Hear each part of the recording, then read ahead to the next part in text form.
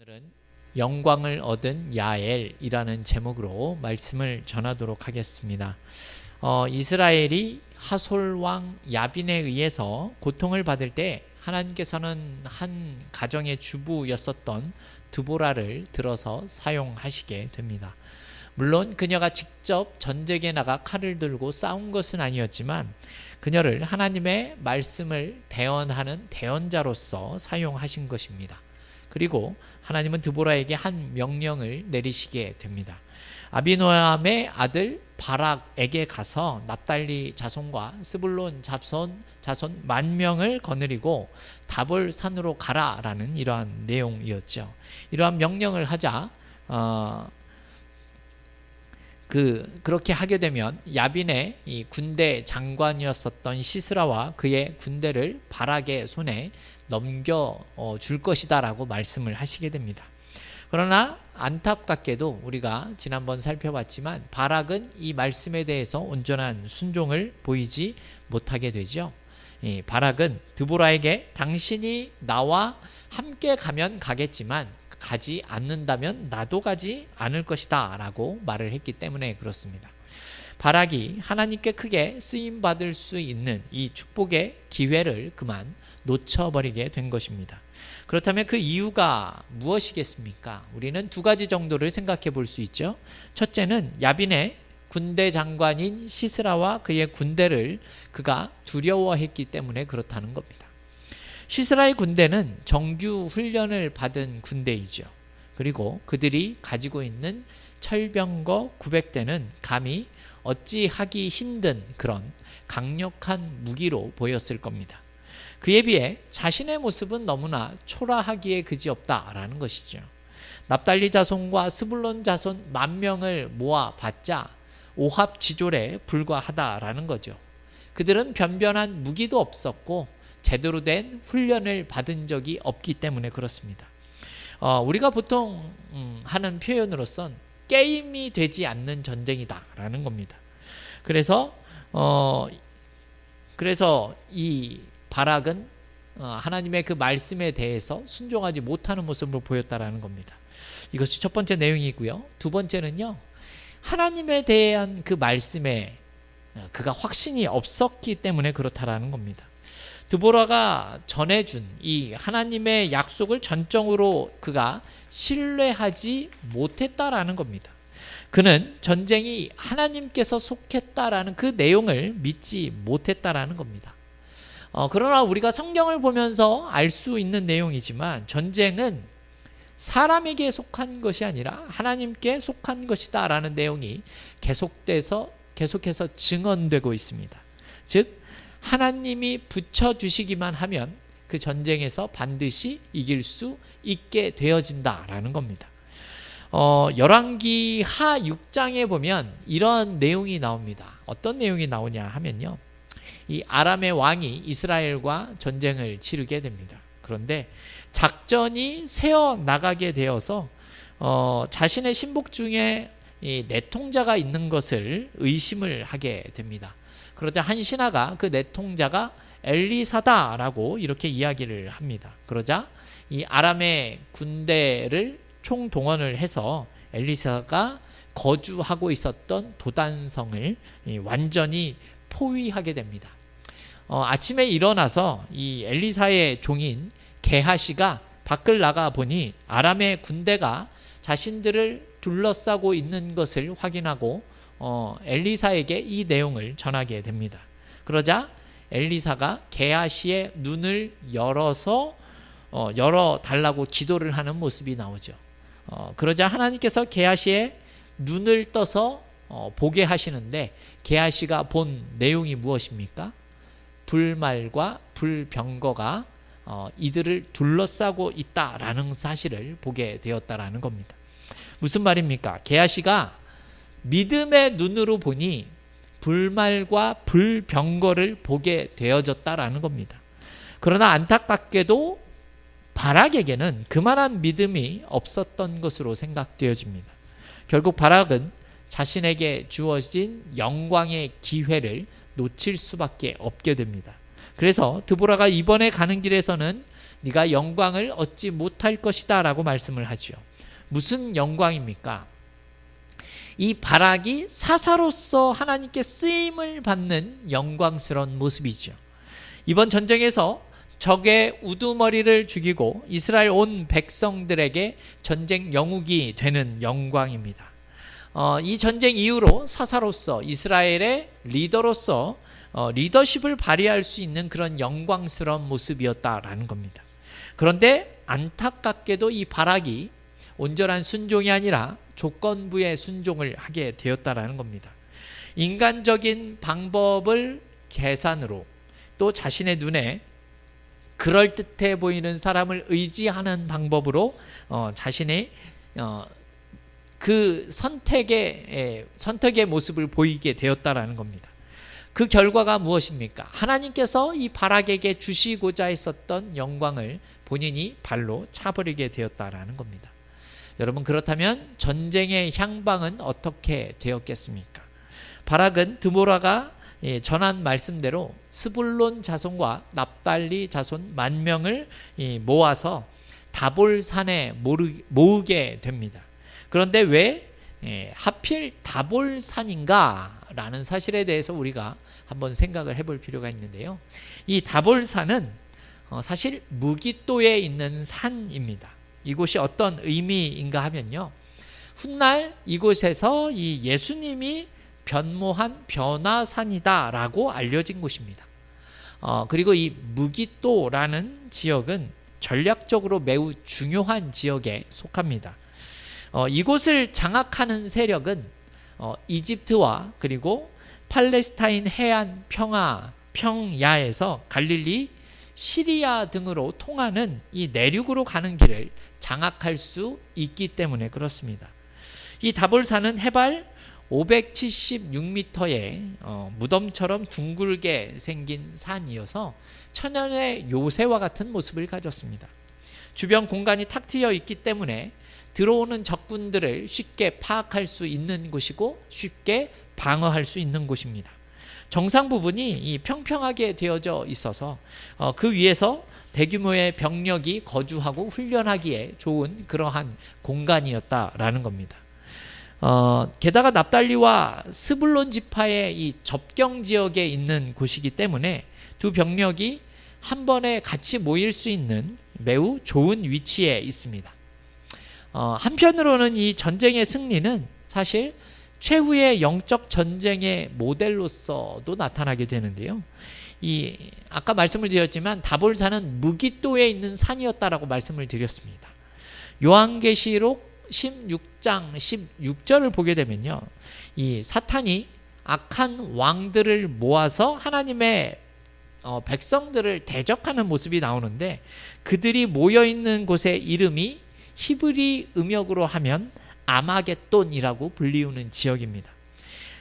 아마겟돈은 무기또의 산이라는 뜻으로 히브리어로는 할 무기또라는 헬라식 발음입니다.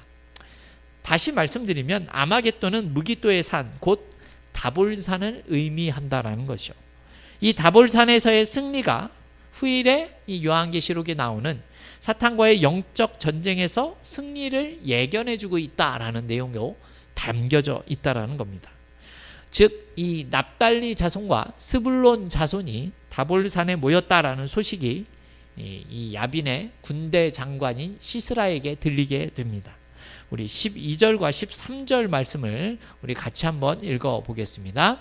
아비노함의 아들 바락이 다볼산에 오른 것을 사람들이 시스라에게 알림해 시스라가 모든 병거 곧 철병거 900대와 자기와 함께 있는 모든 백성을 하로셋 학고임에서부터 기손강으로 모은지라. 네, 이렇게 말씀합니다. 다볼산에 모인 것만으로도 이 하솔왕 야빈은 자신의 지배에 대한 도전으로 생각을 했기 때문에 시스라를 동원해서 당장의 병력을 출동시키게 됩니다. 자신이 머물고 있었던 이 하로셋 학고임에서부터 기손강으로 자신이 가지고 있는 모든 병력을 모으게 됩니다. 특히 철병거 900대를 다 동원을 하게 되죠. 그런데 이 내용을 보면 우리가 언뜻 조금 이해하기 어려운 내용이 나오는데, 자신의 병력을 기손강에 집결시켰다라는 겁니다. 이 기손강은 다볼산 밑으로 흐르는 강인데요. 사실 해군도 아닌 육군을 이 강에 집결시켰다라는 그 내용을 우리가 좀 생각해 볼 필요가 있다는 것이죠. 사실 이것은 팔레스타인의 이 지형적인 환경을 우리가 이해할 필요가 있습니다. 이 지역은 우기에는 강을 이루는 곳이지만 건기에는 전혀 물이 흐르지 않는 와디였습니다. 여기서 이 와디라고 불리우는 것은요, 비가 왔을 때 간헐적으로 생기는 하천을 말하는 겁니다. 즉, 이 당시는 건기여서 바짝 말라 있었기 때문에 요즘으로 치면 마치 이 강가에 길이 난 고속도로와 같다라는 것이죠. 그래서 이곳에 모든 병력을 집결시킨 뒤에 한 번에 이스라엘이 모여있는 다볼산으로 진격할 그런 계획을 가지고 모였었던 겁니다. 이렇게 해서 두 병력이 대치되는 상황이 벌어지게 됩니다.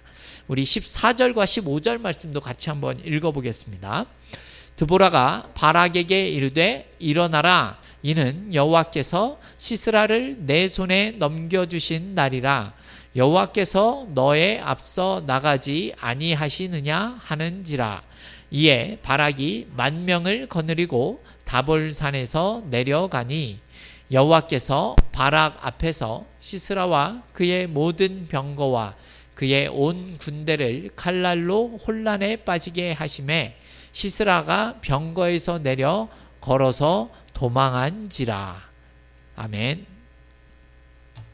드보라가 이 바락에게 일어나라, 이는 여호와께서 시스라를 너의 손에 맡겨주신 날이다. 여호와께서 너에게 너보다 앞서 나가지 않느냐라고 이렇게 말씀하고 있습니다. 그 말씀에 순종해서 이제 바락이 이 다볼 산에서 내려가니까 하나님께서 이 바락 앞에서 이 시스라의 모든 병거와 이 군대가 혼란에 빠지게 만들었다라는 내용이 보여지고 있습니다. 혼란에 빠지게 되었다라고 나오기는 하지만 정확하게 어떤 내용인지 우리가 짐작하기가 쉽지가 않습니다. 도대체 무슨 일이 벌어져서 혼란에 빠지게 되었을까요? 그때의 상황을 드보라의 노래에서는 다음과 같이 묘사를 하고 있습니다. 사사기 5장 19절에서 21절 말씀인데요. 우리 앞에 나와 있으니까 우리 같이 한번 읽어보겠습니다. 왕들이 와서 싸울 때에 가나안 왕들이 무깃도 물가 다 낙에서 싸웠으나 은을 탈취하지 못하였도다.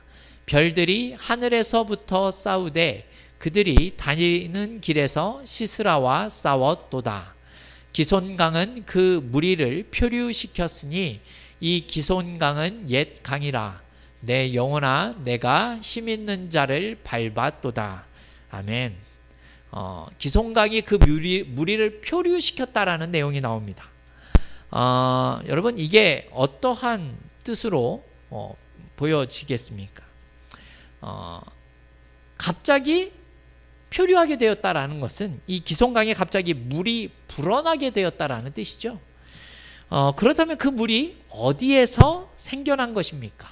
제가 분명히 이곳은 와디라는 지역이었다라고 말씀을 드렸지 않습니까? 사사기 5장 4절을 보게 되면 하늘에서 비가 내렸다라는 사실을 우리가 알 수 있습니다. 이것을 가리켜서 드보라가 별들이 하늘에서부터 싸웠다라고 우리가 방금 읽은 말씀에서 표현하고 있습니다.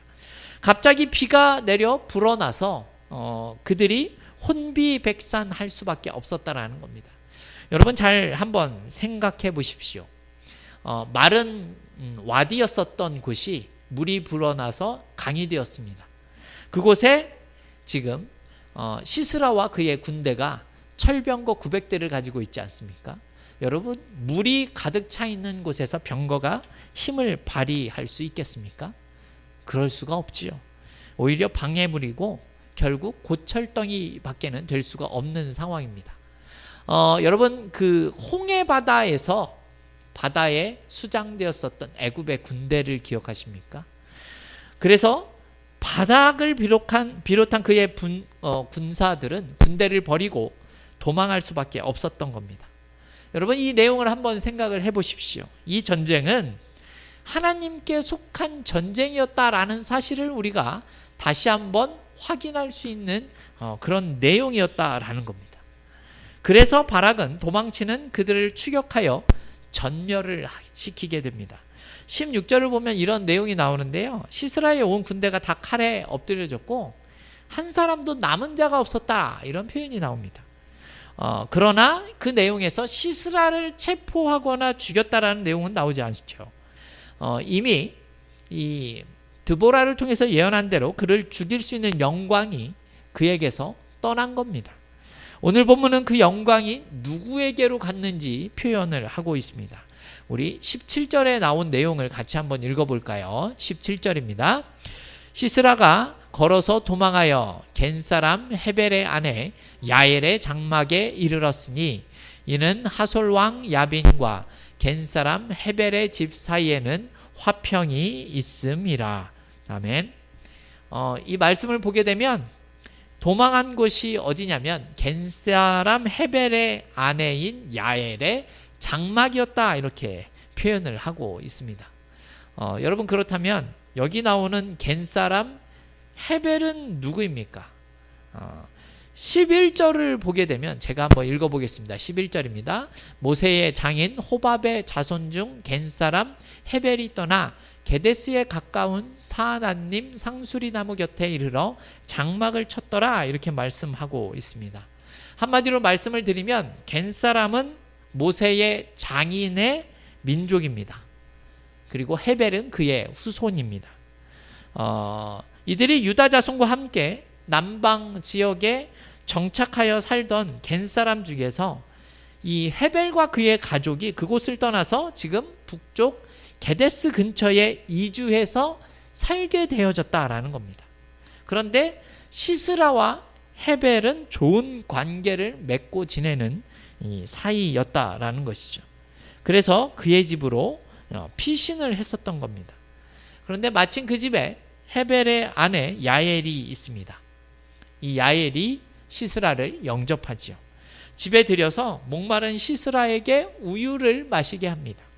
그리고 밖에 서 있다가 여기 누가 들렸냐라고 묻거든 아무도 없다라고 얘기하라고 시키게 되죠. 그리고 21절에서 이렇게 말씀하고 있습니다. 우리 21절 같이 읽어보겠습니다. 그가 깊이 잠드니 헤벨의 아내 야엘이 장막 말뚝을 가지고 손에 방망이를 들고 그에게로 가만히 가서 말뚝을 그의 관자놀이에 박음에 말뚝이 꿰뚫고 땅에 박히니 그가 기절하여 죽으니라. 아멘. 앞에서 읽어본 말씀에 의하면 헤벨의 아내 야엘은 시스라를 안심시키기 위해서 정성으로 대접합니다. 목마르니 물을 달라 했는데 우유를 가져다 줬습니다. 사실 우유는 이 당시에 최상의 대접이라고 볼 수 있는 그러한 음료였습니다. 또 이불로 그를 덮어주었다라는 것이죠. 외간 남자를 이불을 가지고 덮어주는 것은 큰 호의를 보여주는 것입니다. 이 야엘의 극진한 대접에 이 시스라의 긴장이 풀어졌던 것 같습니다. 그녀에게 바깥에서 망을 봐달라고 부탁을 하고는 깊이 시스라가 잠이 들어버리죠. 그 순간 야엘이 그의 관자놀이에 장막을 쓸 때 사용하는 말뚝을 박아서 죽이는 모습이 보여지고 있습니다. 이 당시에 이 유목민 여인들은요, 장막을 치는데 굉장히 유능한 사람들입니다. 그때 사용하던 장막의 말뚝을 가지고 시스라를 한 방에 끝내버린 겁니다. 즉 바락에게 돌아가야 할 영광스러운 모습이 지금 야엘에게로 넘어갔다라는 겁니다. 한 가지 궁금한 것이 왜 야엘이 시스라를 죽였는가 하는 겁니다. 사실 시스라의 남편 헤벨과 시스라는 좋은 관계를 유지하고 있었던 사람이었기 때문에 그렇다는 거죠. 개인적인 원한이 있는 것이 아니었다라는 겁니다. 근데 앞서 말씀을 드렸지만 이들은 겐족속이라고 말씀을 드렸죠. 모세의 장인이 있었던, 즉 무슨 말인가 하면 이들은 모세의 후손들이었다라는 내용입니다. 이스라엘과 같이 하나님을 섬기는 그런 여인이었었다라는 것입니다. 그래서 이 전쟁이 하나님의 뜻을 따라 이루어지는 전쟁이었다라는 사실을 이 여인이 알게 된 것이죠. 그래서 그녀가 인간적인 편에 선 것이 아니라 하나님의 편에 섰기 때문에 이러한 결과를 얻을 수 있었다라는 겁니다. 더세움교회 성도 여러분, 우리는 중요한 순간에 인간적인 관계보다 하나님의 관계가 더 앞서야 한다라는 사실을 우리가 기억할 필요가 있습니다. 모든 법보다 우선하는 법은 우리가 헌법이라고 알 수 있죠. 그러나 하나님의 법은 이 헌법을 초월하는 내용이다라는 사실을 우리가 기억해야 한다라는 겁니다. 우리의 삶의 모든 것에 판단이 되고 기준이 되는 것이 바로 하나님의 말씀이다라는 내용이지요. 그래서 야일은 하나님의 뜻을 따라 최선의 선택을 지금 한 것을 보여주고 있다라는 겁니다. 성경은 그녀가 옳은 판단을 했다라고 말씀하고 있는 거죠. 그리하여 적장을 죽이는 그런 영광을 얻을 수 있게 되었고, 이후에 성경에 이 여인의 이름이 기록되게 되어졌다라는 겁니다. 뒤늦게 쫓아온 바락이 야엘을 만나게 되죠. 그러자 야엘이 바락에게 시스라의 그 시신을 보여줍니다. 자신을 피해서 도망갔었던 시스라의 관자놀이에 말뚝이 박혀 있는 것을 보는 순간, 여러분, 바락이 어떠한 생각을 했겠습니까? 드보라가 자신에게 했었던 말이 떠오르게 되었을 겁니다. 네가 이번에 가는 길에서는 영광을 얻지 못할 것이다 라는 말씀입니다. 그리고 자신이 하나님의 말씀에 온전히 순종하지 못한 것에 대한 후회를 했을 거다라고 저는 생각합니다. 얼마나 자책이 되고 스스로 부끄러운 모습이 있었을까요? 그러나 후회한들 기회는 이미 지나가고 말았습니다. 더세움교회 성도 여러분, 성경은 이 내용들을 보게 되면 사실 여러 가지 기회에 대한 내용이 많이 나오고 있다는 사실을 우리는 잘 알 수 있습니다. 사실 구원의 기회도 마찬가지이죠. 예수님께서도 마태복음 25장에서 천국은 등을 들고 신랑을 맞으러 나간 열처녀와 같다라는 비유로서 이야기를 하고 계십니다. 우리가 알고 있는 내용이지만 예수님께서는 이 비유에 대한 결론을 이렇게 맺습니다. 그런즉 깨어있으라, 그날과 그때는 알지 못한다라고 이렇게 말씀을 하시게 됩니다. 바락은 자신에게 온 기회를 놓쳤지만 야엘은 그 기회를 놓치지 않고 쟁취하게 됩니다. 야엘이야말로 영광을 얻은 여인이 되었다라는 겁니다. 여러분, 그렇다면 이러한 모습 속에서 우리가 배울 수 있는 게 무엇이겠습니까? 여러분, 우리의 삶의 모습 속에서 우리가 하나님께 깨어 기도하는 가운데 우리는 하나님께서 주시는 구원의 기회를 얻을 수도 있고 하나님께서 주시는 영광의 기회도 얻을 수 있을 것이다 라는 말씀입니다. 이러한 하나님께서 주시는 기회를 우리의 삶 가운데 놓치지 않는 저와 여러분이 되었으면 좋겠습니다. 자, 그렇다라면 전쟁의 결과가 어떻게 되었겠습니까?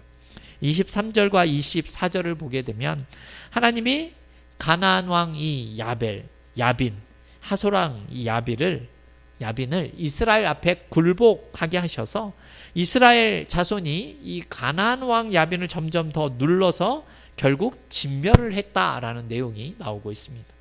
시스라의 군대가 대패하고 시스라가 야일의 손에 죽자 하솔의 왕, 이 가나안 왕 야빈은 이스라엘 자손 앞에 굴복할 수밖에는 없게 되어졌다라는 겁니다. 나아가 이스라엘 자손의 손이 점점 야빈을 눌러서 야빈이 이 땅에서 진멸될 수밖에 없었다라고 말씀합니다. 성도 여러분, 우리가 오늘 말씀에서도 깨달을 수 있는 내용이지만 하나님께서는 사람을 사용하시는 것이 참으로 놀랍다 못해 신비한 그런 모습을 우리에게 보여주곤 합니다. 그러면서 느끼는 것이 무엇입니까? 우리의 생각과 상식을 뛰어넘는 하나님의 일하심이 나타납니다. 전쟁의 승패가 사람의 무기와 숫자에 달려 있는 것이 아니라 하나님의 손에 달려 있다라는 사실을 또한 우리에게 말씀하고 있다는 것이죠. 우리들의 상식을 뛰어넘는 하나님의 초월의 역사가 나타났다라는 겁니다. 사람을 통해서 역사하시는 그 하나님께서는 그 사람이 순종하지 않는다면 다른 사람을 세워서라도 자신의 역사를 이루시는 하나님이시다라는 사실을 우리는 다시 한번 확인할 수 있다는 겁니다.